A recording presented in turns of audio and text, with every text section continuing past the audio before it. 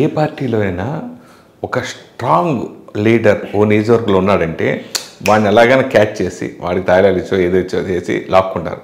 ఈ 5 ఏళ్ల కాలంలో మిమ్మల్ని లాక్కునే ప్రయత్నం వైసీపీ చేయలేదా?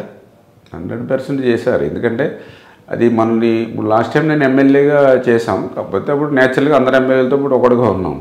ఇప్పుడు 23 మంది ఎమ్మెల్యేలు మేము గెలిచినటువంటి పరిస్థితి. ఎంఐఎంఈల్ పర్సన్స్ ఓడిపోయారు కదా టీడీపీలో. ఈ గెలిచిన తర్వాత కూడా అందరూ కూడా సైలెంట్ అయిపోయారు. ఎందుకంటే ఈ జగన్మోహన్ రెడ్డి దెబ్బకి, ఎందుకంటే నేను చెప్పాను కదా, ఈ కక్షలు కేసులు వేధింపులతోటి అసలు ఎవరు కూడా రోడ్డు మీదకి వచ్చే పరిస్థితి లేదు. అటువంటి స్థితుల్లో చాలా స్ట్రాంగ్గా చంద్రబాబు నాయుడు గారు వెనకాల అటు అసెంబ్లీలో కానీ అసెంబ్లీ బయట కానీ ఎఫెక్టివ్గా అగ్రెసివ్గా మనం ఫైట్ చేసాం పార్టీలో. దాంతో వాళ్ళకు కూడా ఏంటంటే ఓకే అంటే ఇప్పుడంటే ఇది 2024 ఇప్పుడు చంద్రబాబు నాయుడు గారి చుట్టూ ఓకే మళ్ళీ స్ట్రెంగ్త్ మంచి స్ట్రాంగ్ ఇప్పుడు అంతా మళ్ళీ వన్ సైడ్గా రేపు మూమెంట్ ఉంది. కానీ బట్ మీరు అన్నట్టు ఫస్ట్ 1 year 2 yearsలో ఇప్పుడు మాలాంటి వాళ్ళమే ఉన్నాం గట్టిగా స్ట్రాంగ్గా. అటువంటి టైంలో మా మీద కూడా ప్రెజర్ అంటే ఎందుకంటే మమ్మల్ని ఏదో రకంగా భయపెట్టడానికి చూశారు, చేయడానికి ఏమీ లేదు. దాంతో చాలా గట్టిగానండి ఒక రకంగా చెప్పాలని అంటే వాళ్ళు చెప్పారు ఇది మేము ఎవరిని కూడా క్యాబినెట్ తీసుకోలేదు, బట్ మీది మాత్రం తీసుకుంటాం. అలాగే విధంగా వాళ్ళు ఇచ్చిన ఆఫర్ కూడా చాలా అది మా జీవితాన్ని మార్చేసేటువంటి ఆఫరు. అవి చేస్తాము, రేపు ఎలక్షన్కి కూడా మీకు ₹1 కూడా ఖర్చు అవ్వకుండా చూసుకుంటాము అని అంటే లేదు నేను ఎప్పుడు ఫస్ట్ నుంచి ఒక క్యారెక్టర్ తోటి వీటితోటి వచ్చాము. నిజంగా మీరు ఆ అమౌంట్ ఇచ్చినా కూడా ఇప్పుడు ఎక్కడ పెట్టుకోవాలో దాన్ని ఎలా చూసుకోవాలో కూడా నాకు తెలియని పరిస్థితి. అట్లీస్ట్ జోలికి వెళ్తే నిద్రలేని రోజులు గడిపే కంటే హ్యాపీగా ప్రజలకు సర్వీస్ చేసుకుంటే ఏముంది, అధికారం ఉండొచ్చు, అధికారం పోవచ్చు, కానీ ప్రజల దగ్గర మనం మనసులో అభిమానాన్ని సంపాదిస్తే అధికారం ఉన్నా లేకపోతే అనేటువంటి ఆలోచనతో అవన్నీ కూడా అంటే ఆ వాళ్ళు కూడా ఏంటి ఓకే రామానాయుడు గారు ఓకే, ఎందుకంటే నేను ఒక సబ్జెక్ట్ ఓరియంటెడ్లో అసెంబ్లీలో కూడా వాళ్ళని ఇరుకుని పెట్టేవాను.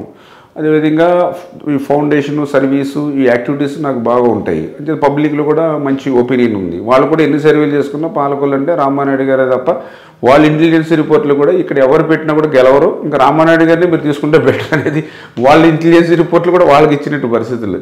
నెక్స్ట్ మూడోది ఏంటంటే చంద్రబాబు నాయుడు గారికి స్ట్రాంగ్గా ఉంటున్నాం కాబట్టి నెక్స్ట్ క్యాస్ట్ కూడా కొంచెం కాపు కమ్యూనిటీ కాబట్టి ఆ కమ్యూనిటీని బట్టి ఆయన వెనకాల ఉన్న వ్యక్తిని మనం తీసుకుంటే ఆయన కూడా కొంచెం డిమారలైజ్ పార్టీని ఇట్లా చేయడానికి ఉపయోగపడుతుందని ఆలోచనతో అంటే ఫస్ట్ 2 yearsలోనే అనే ఉద్దేశంగా అటువంటివి చేశారు. కానీ నేను ఎప్పుడు నమ్ముకున్న వ్యక్తిని ఒక సిద్ధాంతాన్ని ఇప్పుడు 2009 ఉంది, ప్రజారాజ్యం వచ్చింది, చాలామంది నన్ను కూడా ఇన్ఫ్లుయెన్స్ చేయకపోయారు. ఏది ఇక్కడ చిరంజీవి గారు నిలబడ్డారు కదా మీరు బాబ్జీ గారికి తెలుగుదేశం ఎట్లా చేస్తారని. కానీ పార్టీని నమ్ముకున్నాము అనేది విధంగా ఆ రోజు నేను పనిచేసాం.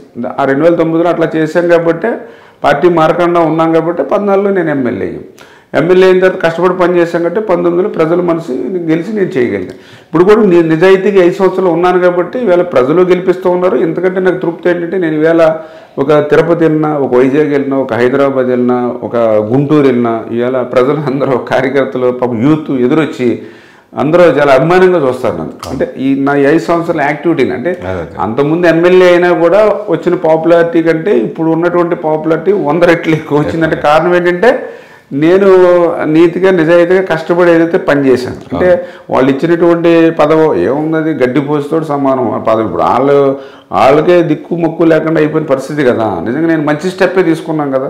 ఇప్పుడు ఆ పార్టీలో ఉన్నవాళ్ళు వాళ్ళే అసంతృప్తిగా ఉన్నారు. ఇప్పుడు అంచేత మనం ఎప్పుడు కూడా రైట్ డిసిషన్ తీసుకోవాలి. ఆ రకంగా నేను ఫస్ట్ నుంచి కూడా పాలిటిక్స్లో ఒక సిద్ధాంతాన్ని నిలబడి నమ్ముకున్న వ్యక్తులు నిలబడి ప్రజల మీద ఎక్కువ నమ్ముకుని పనిచేస్తాను. ఇప్పుడు ఈరోజు కూడా ఇప్పుడు వాళ్ళు ఓటుకి 5,000 ఇస్తారంటే మరి ఎట్లా అంటూ ఉంటాను. సరే 5,000 కాకపోతే 10,000 ఇస్తారు, ఎందుకంటే వాడు మన శాండ్లోను మైన్లోను ఈ వైన్లోను ఈ ల్యాండ్లోనూ కొట్టేసిన డబ్బులు మన డబ్బులే ఇస్తాడు. కానీ మరి మనం అట్లా ఏమి లేదు కాబట్టి మనం నీతిగా నిజాయితీగా ఓటు అడుగుదాం. ప్రజలు చేసిన సర్వీసే మనకు పెట్టుబడి అని అంటే ప్రజల్ని నమ్ముకొని మనం పనిచేసాం కాబట్టి ఆ నమ్మకం కాన్ఫిడెన్స్ మనకి.